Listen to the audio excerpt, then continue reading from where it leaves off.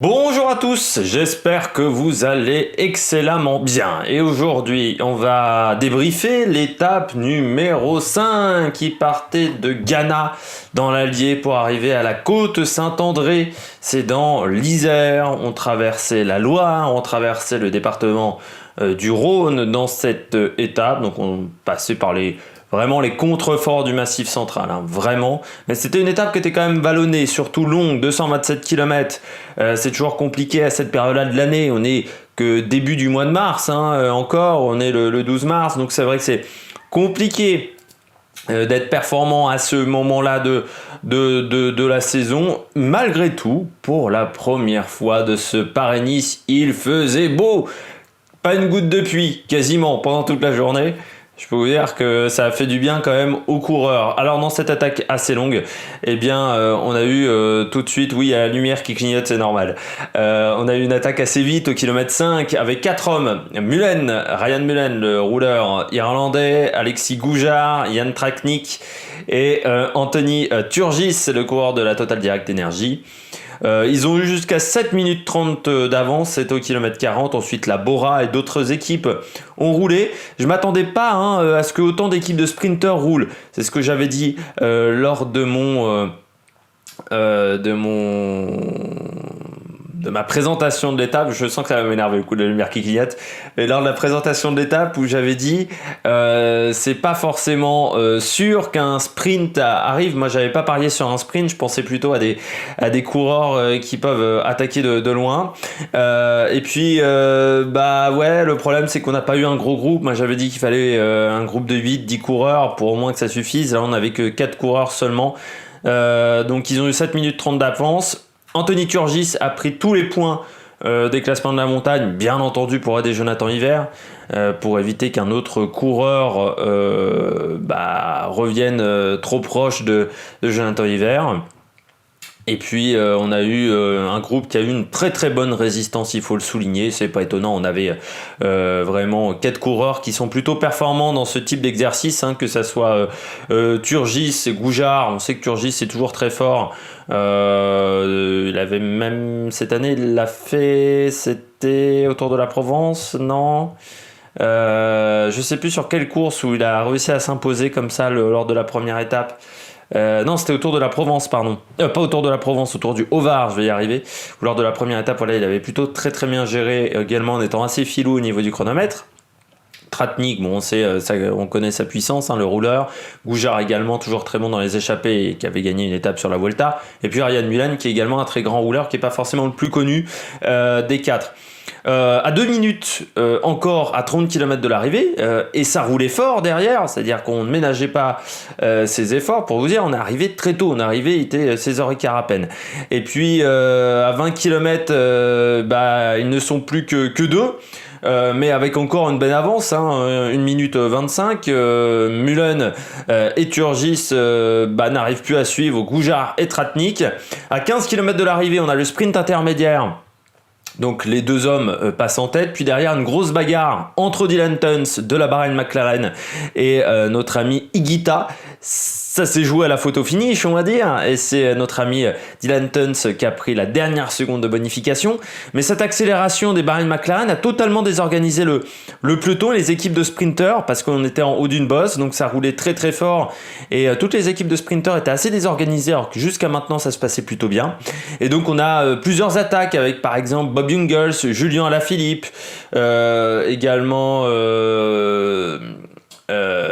Casper Asgreen, également du côté de la Deceuninck, qui n'a plus son sprinter, qui a abandonné, Sam Bennett, mais on avait plein de coureurs qui attaquaient. Il y a eu Jesper Stuyven également, mais ils n'arriveront jamais à faire un grand écart et seront repris par le peloton. Goujard, quant à lui, lâche à 7 km. On se retrouve donc dans les 5 derniers kilomètres à avoir Tratnik seul.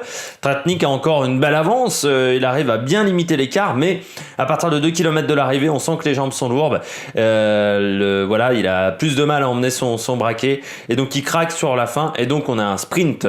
Mais un sprint toujours assez compliqué quand on a passé autant de kilomètres à rouler. Tratnik est repris, mais vraiment dans les 300 derniers mètres. Et Bonifacio surgit comme ça sur la gauche et remporte le sprint. Donc belle victoire de l'Italien Nicolo Bonifacio.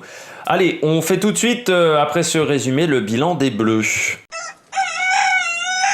Du côté des Bleus, donc les Bleus, c'est les coureurs français dans n'importe quelle équipe ou les coureurs étrangers dans des équipes françaises. Eh bien, je commence avec Nicolo Bonifacio, le coureur italien de la Total Direct Energy. Magnifique victoire. En costaud, il sort, aux 250 mètres à peu près, pile quand on reprend Tratnik. Et là, il a réussi à trouver une place parce que, en fait, vous avez Pierre Barbier qui lance aux 500 mètres pour Hugo Hofstetter.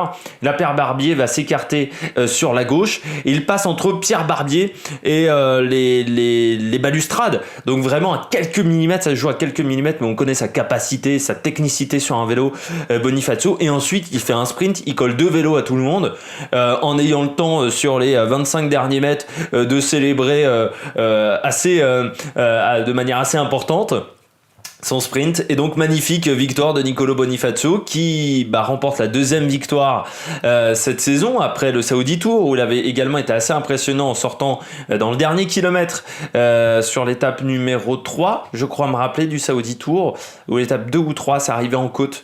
Donc voilà, là une deuxième victoire sur une World Tour. Et il faut aussi le souligner, Total Direct Energy qui est une équipe de deuxième division, donc remporter une course World Tour, ça fait toujours du bien.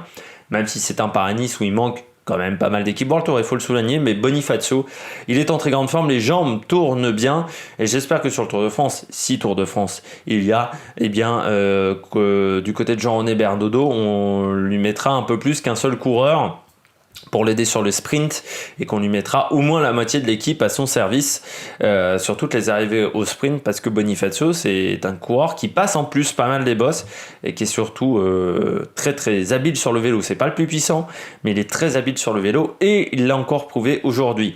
On passe au deuxième coureur, au deuxième bleu, c'est Nasser Bouhanni. Pourquoi Nasser Bouhanni? J'aurais pu mettre Hugo Hofstetter, mais j'ai trouvé qu'il a été le plus performant sur ce sprint du côté des Français. Il était au même niveau que Bonifacio, voire un peu mieux. Le seul problème, c'est qu'il part un peu tardivement et s'est fait surprendre par Bonifacio, mais il a très bien giclé. Il finit 4e derrière Sagan, mais qui avait aussi un peu anticipé son sprint, et Garcia Cortina. Mais c'était pour moi l'un des plus performants aujourd'hui. Je trouve que les jambes tournent bien. Je rappelle qu'en plus il a juste Dan Madclay et Connor Swift pour l'aider, donc c'est pas top. Or dans le Pinal ça roulait très très fort, donc pour le protéger il a dû se mettre dans la roue de Nizzolo pendant un moment, sauf que Nizzolo était pas très très bien placé, donc voilà, il a démarré avec un temps de retard, ce qui est un peu dommage, mais les jambes sont là. Il a la confiance également. Bon voilà, dommage que c'est pas marché sur ce Paris-Nice, mais il a plutôt fait des belles places encore, comme il avait fait sur le Saudi Tour. Et on attend de lui maintenant que ça continue sur le reste de la saison, même si on sait que pour la saison actuelle, du côté des classiques belges, on a des annulations. Bien entendu, le GPE3, le Tour des Flandres est quand même mal embarqué. Paris-Roubaix, je rappelle que ça part de Compiègne dans l'Oise, où il y a un cluster. Donc ça va être difficile aussi. Donc la situation pour la suite de la saison semble quand même mal embarquée. On passe au flop désormais avec en premier Bryan Coquard. Équipe qui a quand même pas mal roulé aujourd'hui pour Bryan. Un sprint où normalement c'est quand même un coureur comme Peter Sagan. Ce genre de sprint où l'étape a été difficile, où il y a pas mal de dénivelé. Normalement grâce à son gabarit un peu plus fluet que d'autres sprinteurs, ça passe plutôt bien les côtes du côté de Bryan Coquard. Et pourtant, pas très bien emmené dans le final, il faut le dire. Autant son équipe travaille bien avant le début de l'étape, mais ensuite derrière, dans les 5 derniers kilomètres, on les voit plus, les BNB Hotels. Ils accélèrent à 3 bornes, 2 km et demi de l'arrivée, où ils essayent de se replacer bien. Mais ça leur fait consommer énormément d'énergie. Donc Coquard part avec un gros temps de retard et il fait pas un très bon sprint. Je n'ai pas trouvé qu'il avait une grosse vitesse du côté de Bryan Coquard. Peut-être pas encore les bonnes jambes pour le coureur français qui se prépare peut-être pour le Tour de France et pour l'Amstel. Mais pour Bryan Coquard, j'ai pas trouvé que les jambes étaient exceptionnelles aujourd'hui. Et puis Elia Viviani, l'équipe a travaillé pour lui pendant toute la journée. Ils n'ont pas protégé par exemple Nicolas Hédé pour demain ou après-demain, ils n'ont pas vraiment protégé non plus Guillaume Martin, et derrière l'équipe roule vraiment pour lui, se sacrifie pour lui, et il finit 8e. Puis il est pas mal emmené, quoi. C'est ce qui est surprenant, c'est déjà il est pas très bon en accélération pure, et puis je sais pas, il a du mal à bien se placer dans les sprints, je trouve, à prendre les bonnes roues, et ouais, je suis assez déçu pour le moment d'Elia Viviani, le champion d'Europe en titre, qui, je trouve, déjà l'année dernière n'avait pas fait une grande saison, mais pour le moment n'est pas exceptionnel du côté de la Cofidis. Attaque de Marlou! Les coureurs au top dans des équipes étrangères. Moi je commence par Jan Tratnik, tout simplement très bon. Jan Tratnik aujourd'hui, faire 222 km d'échappée, voilà. Réussir à quasiment résister à un peloton qui pourtant était très très bien organisé, là aussi il faut le faire. Non, il a dans une échappée de 4, c'est en plus pas évident. Sur 222 km d'échappée, être seulement 4, c'est pas simple. Pas grand chose à dire pour Tratnik, à part que c'est un très très bon coureur, que c'est un très très bon rouleur. Aujourd'hui, ça ne l'a pas fait, mais je pense qu'il a montré à tout le monde qu'il fallait compter sur lui dans ce type de course, dans ce type d'échappée. Est assez content de sa manière de courir, et puis il a permis surtout à son équipe, un petit peu comme Anthony Turgis, de ne pas rouler de la journée, ce qui leur a donné de la fraîcheur dans le final. On l'a vu avec de multiples attaques de Bahrain McLaren, par exemple Pello Bilbao dans le final, Dylan Tuns également qui a roulé pas mal fort, et puis la deuxième place, et donc c'est mon deuxième coureur au top qui est dans la même équipe, c'est Garcia Cortina, deuxième aujourd'hui, bonne étape également de Garcia Cortina qui m'impressionne vraiment en tant que sprinter. Alors là c'était une étape difficile, on savait que c'était peut-être un peu plus à sa mesure, mais comme l'étape il y avait encore pas mal de sprinters dans le final, Monsieur Dubon, Garcia Cortina va peut-être avoir un peu du mal, c'était en plus une arrivée toute plate, les 10 derniers kilomètres étaient vraiment plats sur des belles routes. Il a su se placer parfaitement et sortir de manière puissante. Alors il sort avec un temps de retard sur Bonifacio, mais qui a vraiment surpris tout le monde et qui était très très fort, mais il a fait encore un très bon sprint. Il finit quand même devant Sagan, Buoni, Hofstetter, Pasqualone, Degenkolb, Viviani Coca et Marc Sarro et Giacomo Nizzolo, donc vraiment belle victoire, belle deuxième place de Garcia Cortina. Et puis du côté des flops, on va aller assez vite. Chesbol 16e, c'est un peu comme Matthews, les deux sont de toute façon avec un temps de retard, alors pourtant la Sunweb a roulé toute la journée un petit peu comme la Cofidis, donc on a du mal à comprendre que Chesbol, qui pourtant avait un lanceur de luxe comme Matthews, mais les deux se sont pas bien compris. Matthews est déjà très très loin et Chesbol n'a quasiment pas fait de sprint en fait. 16e, il a pas lancé son sprint comme vous voyez sur les images. Puis on va finir avec Nizzolo qui finit que 11e aujourd'hui, une petite déception pour Giacomo, mais qui était aussi très très mal placé à 5 bornes de l'arrivée, il était dans les dernières positions de peloton, donc le temps de remonter tout le peloton qui roulait très très vite et de faire son sprint, forcément le temps de remonter vous avez grillé des cartouches et vous pouvez pas vraiment être performant. Eh bien, demain, on fait le débrief de l'étape numéro 6, on fera la présentation de l'étape numéro 7, la présentation de l'étape numéro 6 est 16h50, elle est bientôt en ligne. Donc là, en ce moment, vous allez avoir cette vidéo, elle est en ligne. Et puis nous, on se retrouve pour de nouvelles aventures sur la Mec Production. On parlera peut-être de Formule 1, même si là encore, j'ai pas fait de vidéo de présentation de la Formule 1. Je devais en faire une et puis j'en ai pas fait. Tout simplement parce que je ne sais pas si le Grand Prix va avoir lieu. Donc voilà, je suis assez inquiet avec le cas de coronavirus chez McLaren. Voilà, donc on se retrouve pour de nouvelles aventures sur la Mec Production malgré le coronavirus. Allez, ciao.